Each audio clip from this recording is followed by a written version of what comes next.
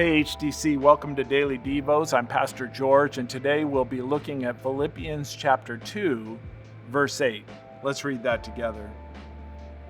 And being found in appearance as a man, he humbled himself by becoming obedient to death, even death on a cross. I have a very short passage for you today, but that passage contains two very big words that have even bigger implication. And by containing big words, I mean the concepts that are in the passage. The first word is the incarnation. The second word is substitution. Let's start with the first. In Philippians 2:8, what we have there is Jesus being referred to or told that he had appearance as a man.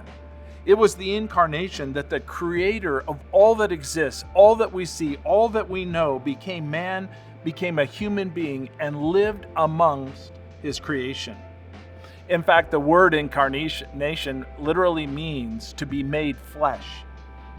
The people living at that time in history had a front row seat to experience Jesus.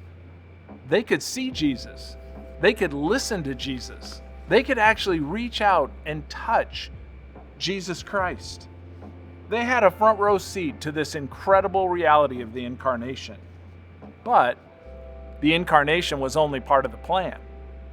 A plan that would lead to the second big word I want to tell you today, and that is substitution. Jesus, remember, God in the flesh, ultimately submitted to God's plan to redeem, to save fallen humanity from its sin and the ultimate result of that sin, which is separation from God forever. Jesus was the substitute for the penalty that was due us, the payment for our sin, what we owed because of our rebellion. That payment was fully satisfied by Jesus Christ on the cross. It took a sinless person to atone for the sins of this lost world, and that is why Jesus Christ is the only person in all of human history that could provide the sacrifice for our sins. But the other word, incarnation, that is something you and I, in a limited way, can do and can represent to our own worlds. We have this incredible opportunity to live incarnationally in the worlds that God has placed us in. People living in this season of history, they can't see or touch or listen to the actual words of Jesus Christ, but they can see you. They can touch you. They can hear you proclaim the good news of the gospel. And in that way, you live out God living through you in your worlds as you incarnationally demonstrate the gospel.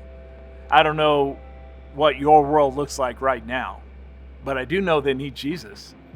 And the fact that God has supernaturally and strategically placed you where you are is your way of living incarnationally amongst those people that God has placed you in.